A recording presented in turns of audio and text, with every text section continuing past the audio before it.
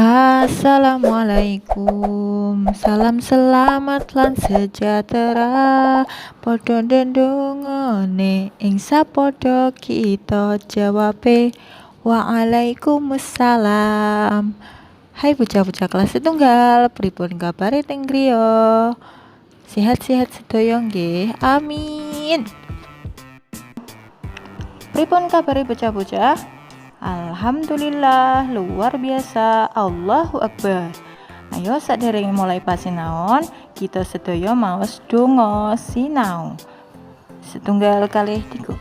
Bismillahirrahmanirrahim. Rabbi zidni ilman nafi'a warzuqni fahma birahmatika ya arhamar rahimin.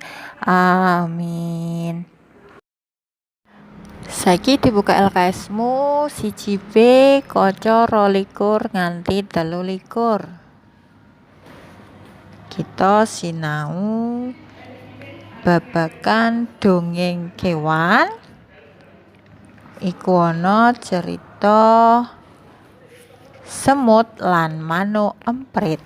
Bu Vivi waoske nggih, bocah-bocah nyimak bukune. Dongeng yaiku cerita fiksi, cerita sing ora kasunyatan. Ceritane ora temenan kedadian ing kasunyatan. Cerita ing dongeng mung karangane pengarang. Senajan mung karangan, cerita dongeng iku ngandhut pitutur luhur. Pitutur luhur iku becik ditulodoni. Ing bab iki bakal bahas dongeng kewan. Apa iku dongeng kewan? Dongeng kewan yaiku dongeng sing paragane kewan kang disipati kaya manungsa utawa kaya wong.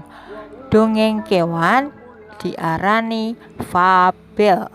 Kewan disipati kaya wong maksude kewane ya iso ngomong, iso mangan, iso ngombe, lan iso kekancan.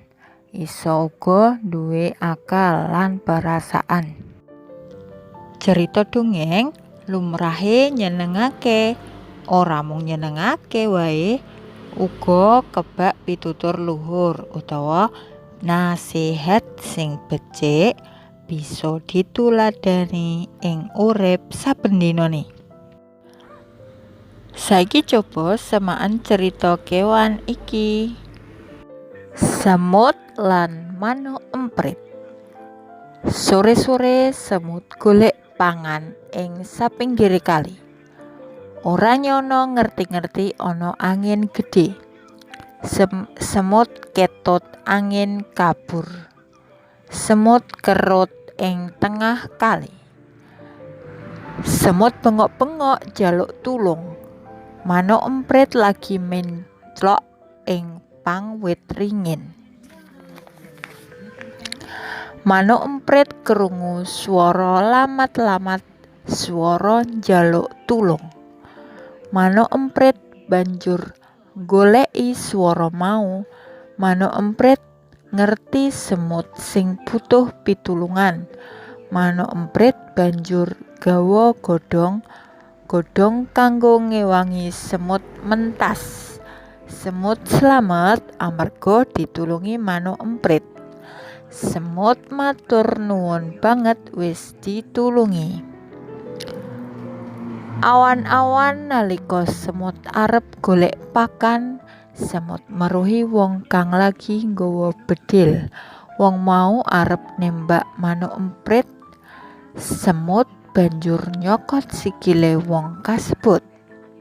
Wong mau banjur bengok-bengok amarga kaget. Manuk emprit uga kaget. Manuk emprit mabur ora sida ditembak. Manuk dislametake dening semut.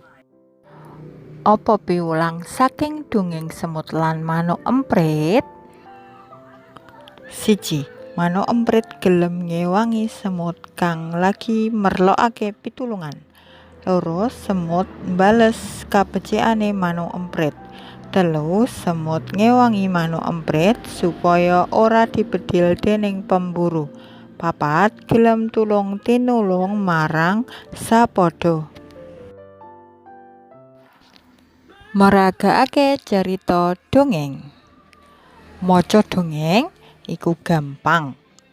Nalika maca dongeng, becike kanthi seru lan semangat, cetha lan ora kesusu. To cepet-cepet. Dongeng iku becike diwaca kanthi seru, macane cetha lan ora kesusu. Dongeng bisa ditindakake nggunakake piranti. Pirantine apa wae? 1. Tuladhane nganggo piranti gambar. Piranti paraga gambar iku kayata gambar seri, gambar lepas, utawa gambar planel. Carane 1. Pilih gambar sing cocok karo ceritane. 2. Urutno gambare. 3. Gambar kudu madhep marang bocah. 4. Nyeritakake kanthi praupan utawa ekspresi kang jumbuh. 2. Nganggo piranti buku. Carane 1. Maca dhisik sedurunge nyeritakake. 2. Buku dicekel ing sakiwane awak. 3. Maca cerita kanthi cetha ora kemrungsung. 4. Tetep cerita nalika ganti kaca utawa ganti halaman. 3. Piranti boneka. Carane 1. Iso nganggo boneka gagang tempel, gantung, lan boneka tangan. 2. Ana let utawa jeda antarane boneka lan tutuke sing cerita. 3. Bisa nggunakake tembang kanggo ngiringi cerita. 4. Piranti planel. Carane 1. Nyiapke gambar kang jumbuh karo cerita. 2. Templekno gambar ing papan planel. 3. Aja nganti kleru nuduhake paraga nalika cerita. Kagiatan siswa. Anak-anakku coba garapan LKS Basa Jawa 1B Gladen Rom 1 pilihan ganda nomor 1 nganti 10 kaca 30 lan 31. Jawabe ing link Google Form. Pungkasane pasinaon ayo maos hamdalah alhamdulillahirabbil alamin. Tetap semangat, mugi-mugi bermanfaat, jaga iman, jaga imun, lan jaga aman.